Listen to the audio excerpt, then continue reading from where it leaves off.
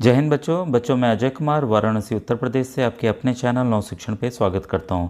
बच्चों आज जो 19 नवंबर को राष्ट्रीय साधन सह मेधावी छात्रवृत्ति चयन परीक्षा हुई है, जिसे इंग्लिश में NMMS भी कहते हैं, national means cum merit scholarship, उसके साइंस के यानी कि विज्ञान के आंसर की को मैं बताने जा रहा हूँ। ऑलरेडी बच्चों मैंने सामाजिक अध्ययन सामाजिक विज्ञान का बता दिया है, तो आप उससे मिला लीजिएगा और कमेंट सेक्शन में बताइएगा आपके कितने नंबर आ रहे हैं। ठीक है, और जो हरियाणा राज्य के बच्चे हैं उनसे रिक्वेस्ट करना चाहूँगा कि आप मुझे व्हाट्सएप ज़रूर कर दीजिए। ठीक है, मेरा व्हाट्सएप नंबर 8765470705 है। तो इसके बाद बच्चों आइए प्रश्नों को स्टार्ट करते हैं। जो पहला प्रश्न है आपके सामने ये है। देखिए बच्चों, काफ़ी प्रश्न मेरे बताए हुए इस में आए हुए हैं। मैं हमेशा कहता हूं कि आप जिस भी राज्य के हों, आपको हर एक राज्य का पेपर देखना चाहिए। जो बिहार राज्य के बच्चे हैं, अन्य राज्य के बच्चे जिनकी परीक्षा बाद में होने वाली है, तो वो ज़रूर इस पेपर को अवश्य देखें। पहला क्वेश्चन आपके सामने है, निम्न में से कीट भक्षी पादप नहीं है। ठीक है, तो नहीं है, तो इसमें देखिए बच्चों, और अमर बेल जो है वह एक पैरासाइट है, लेकिन ये कीट भक्षी की बात है तो इसमें घटपर्णी है, वीनस है और सनड्रीव है। तो ये तीनों हैं, लेकिन अमर बेल जो है वो कीट भक्षी पादप नहीं है। एक और इम्पॉर्टेंट रिक्वेस्ट है बच्चों की, जो अभी बच्चे 8 में पढ़ रहे हैं, जैसे वो 9 में जाएंगे तो वैसे ही बच्चों श्रेष्ठा का फॉर्म आएगा। तो ये अनुसूचित जाति वर्ग के बच्चे उनके लिए है। ये कक्षा 9 से 12 तक एकदम फ्री पढ़ेंगे। जो आवासीय विद्यालय है जिसमें 3 से 4 लाख रुपए की फ़ीस लगती है, और पिछली बार काफ़ी पढ़ाए हुए बच्चे 1000 बच्चे लगभग पढ़ रहे हैं। और साथ ही साथ PMSSB का भी फॉर्म आएगा। तो आप चैनल से बने रहिएगा, डिस्क्रिप्शन में आपको लिंक मिल जाएगा, व्हाट्सएप ग्रुप ज्वाइन कर लीजिएगा। इसके बाद है बच्चों क्वेश्चन नंबर 37, मधुमक्खी एवं मरमर पक्षी में भोजन अंतर्ग्रहण की विधि है। तो ये बच्चों जो भोजन लेते हैं वो चूस के लेते हैं, तो इसका उत्तर है चूसना। निम्न में से भेड़ों की भारतीय नस्ल नहीं है। तो अल्पका जो है नहीं है ये, बल्कि कैमल की है, ऊँट की है। ठीक है, 38 का आपका दूसरा उत्तर सही है। ये तो काफ़ी आसान है, काफ़ी बच्चों का सही हुआ होगा। मानव शरीर का सामान्य तापमान है, तो ये है बच्चों 37 डिग्री सेंटीग्रेड। ठीक है, सफ़ेद कपड़े पर लगा हल्दी का रंग साबुन से धोने पर लाल क्यों हो जाता है? तो बच्चों इसके पीछे कारण है, साबुन का विलेन जो है वो क्षारकीय होता है। ठीक है, यानी कि अल्कलाइन होता है या बेसिक इन नेचर होता है। ठीक है, तो ये अन्य राज्य के बच्चे इसको ज़रूर देखें। क्रिस्टिकलर उदाहरण है, तो बच्चों क्रिस्टलरीकरण जो है वो उदाहरण है रासायनिक परिवर्तन का। क्वेश्चन 42 है, ध्रुवीय भालू में अनुकूलन नहीं पाए जाते हैं। तो इसका बच्चों जो राइट आंसर है वो शरीर का धारा रेखित होना। ऐसे सभी फीचर्स हैं, लेकिन ये तीनों बहुत ही इंपॉर्टेंट है, चौथा थोड़ा कम इंपॉर्टेंट।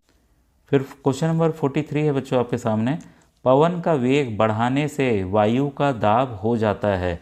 तो वायु का दाब बच्चों कम हो जाएगा, जब प्रेशर बढ़ेगा तो वायु का दाब कम हो जाएगा। ठीक है, दबाव कम हो जाएगा। क्वेश्चन 44 है आपके सामने, किस प्रकार की मृदा का उपयोग बर्तन, खिलौने तथा मूर्तियों बनाने में किया जाता है? तो 44 का ऑप्शन नंबर है मृणमय मृदा का, यानी कि क्लेई सॉइल का। क्वेश्चन नंबर 45 है, ऑक्सीजन की अनुपस्थिति में भी भोजन विखंडित हो सकता है, यह प्रक्रम किसका उदाहरण है? तो 45 का बच्चों ऑप्शन नंबर 2 सही है, अवायवीय श्वसन का, यानी कि एनारोबिक रेस्पिरेशन का। क्वेश्चन नंबर 46 है, मानव रक्त परिसंचरण तंत्र में धमनी व सिरा का रंग होता है। तो ये है बच्चों, धमनी लाल रंग की होती है और सिरा जो है नीले रंग का, यानी कि आर्टरी रेड कलर की होती है, वेन जो है ब्लू कलर का होता है। पादप का जनन अंग होता है, तो पादप का जनन अंग बच्चों पुष्प होता है। तो ऑप्शन नंबर तीसरा सही है। ये काफ़ी आसान है, काफ़ी बच्चों का सही हुआ होगा। चाल ज्ञात करने का सूत्र है, तो ये पहला ऑप्शन सही है, चाल बराबर तय की गई कुल दूरी बटे लिया गया कुल समय। ठीक है, इसके बाद है क्वेश्चन 49, विद्युत बल का प्रतीक है। तो विद्युत बल का प्रतीक ऑप्शन नंबर 3 इसका बच्चों सही है। ठीक है, क्वेश्चन नंबर 50 है आपके सामने, विद्युत धारा के तापीय प्रभाव पर आधारित युक्ति नहीं है। तो देखिए इस पर हॉट प्लेट है, आपका गीज़र है, विद्युत केतली है, लेकिन LED बल्ब इस पर कार्य नहीं करता है, तो इसलिए इसका ऑप्शन नंबर 2 सही है। निम्न में से खरपतवारनाशी है, तो ये है बच्चों 24D। ठीक है, तो काफ़ी अच्छा ये भी प्रश्न था। फिर है, कृषि हेतु मिट्टी को भुरभुरा बनाने हेतु उपयोग में लाए जाने वाला औजार है। तो ये है बच्चों कल्टीवेटर। ठीक है, ऑप्शन नंबर दूसरा इसका सही है। मलेरिया का रोग कारक सूक्ष्म जीव है, तो रोग कारक सूक्ष्म जीव बच्चों इसका ये प्रोटोजुआ है। ठीक है, वाहक के रूप में मच्छर है। 54 है, दूध से दही बनाने बनने में निम्न में से किस सूक्ष्मजीव के उपयोग की, काफ़ी प्रश्न तो बच्चों बताए हुए हैं जो मैंने कई बार पढ़ाया हुआ है आपको, वो है लैक्टोबैसिलस। स्वच्छ ईंधन है ये, मेरे ख्याल से जो परसों मैंने वीडियो बनाया था राजस्थान के ही बच्चों के लिए, उसमें ये सेम प्रश्न मैंने दिखाया हुआ है। तो वो है बच्चों CNG यानी कि कंप्रेस्ड नेचुरल गैस। कोयले से प्राप्त उत्पाद है तो बच्चों वो है कोक। ठीक है, ऑप्शन नंबर इसका दूसरा सही है। इसके बाद है निम्न में से दाह पदार्थ नहीं है, तो बच्चों देखिए मैग्नीशियम है, कास्ट कोयला है, माचिस की तीलियाँ हैं, कांच जो है नहीं है, इसलिए इसका ऑप्शन नंबर 4 सही है। फिर है अग्निशमन हेल्पलाइन नंबर क्या है, तो वह है बच्चों 101, ऑप्शन नंबर 4 इसका सही है। वन उन्मूलन का प्राकृतिक कारण है, प्राकृतिक कारण पूछ रहा है बच्चों, तो ये है दावानल, जो जंगल में अपने आप से आग लग जाती है तो उससे भी वनों का उन्मूलन हो जाता है, तो इसका ऑप्शन नंबर 1 सही है। ठीक है, क्वेश्चन नंबर 60 है आपका, वन्य जीवन व आदिवासियों के पारंपरिक ढंग से जीवन यापन हेतु विशाल संरक्षित क्षेत्र कहलाते हैं, तो ये कहलाते हैं जैवमंडल आरक्षित क्षेत्र। इसमें है फिर है क्वेश्चन नंबर 61, निम्न में से कौन सा परिवर्तन यौनारंभ के दौरान नहीं होता है, तो ये बच्चों रजोनिवृत्ति नहीं होती है यानी कि मेनोपॉज नहीं होता है, इसका ऑप्शन नंबर 2 सही है। क्वेश्चन 62 है, निम्न में से किस जंतु का अंडा सबसे विशाल होता है, तो वो बच्चों शुतुरमुर्ग का होता है, ऑप्शन नंबर 2 इसका सही है। निम्न में से संपर्क बल है, ये तो काफ़ी बार मैंने बताया हुआ है, तो संपर्क बल में ये घर्षण बल है बच्चों, बाकी देखिए असंपर्क वाले हैं, नॉन कॉन्टैक्ट फोर्स हैं, इसको आप याद कर लीजिए, कई बार ये भी आता है। रुधिर में, ये काफ़ी इंपॉर्टेंट ये भी क्वेश्चन है बच्चों, अन्य राज्य के जो बच्चे अभी देंगे, रुधिर में नमक की मात्रा को संतुलित करने वाली ग्रंथि है, तो बच्चों जो संतुलित करने वाली ग्रंथि जो है वो है एड्रिनल ग्रंथि, ऑप्शन नंबर 3 इसका सही है। ये वाला प्रश्न काफ़ी बार मैंने बताया बच्चों, कैरम बोर्ड पर पाउडर छिड़कने से घर्षण क्या होगा, घर्षण जो है वो कम हो जाएगा, यानी कि 65 का ऑप्शन नंबर 3 सही है।